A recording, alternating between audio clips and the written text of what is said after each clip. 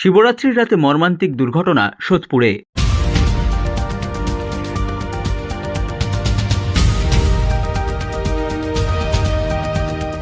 শিবরাত্রির রাতে মর্মান্তিক দুর্ঘটনা ঘটল সোদপুর রেল স্টেশনে। লাইন পার হতে গিয়ে ট্রেনের ধাক্কায় মৃত্যু হল দুই মহিলার। বুধবার রাতে সোদপুর রেল স্টেশনে ট্রেন লাইন পার হওয়ার সময় ডাউন শান্তিপুর লোকালে ধাক্কা লাগে দুই মহিলার। ঘটনাস্থলেই মৃত্যু হয় দুই মহিলার। ঘটনার পর চাঞ্চল্যের সৃষ্টি হয়েছে সোদপুর রেল স্টেশন সংলগ্ন এলাকায়।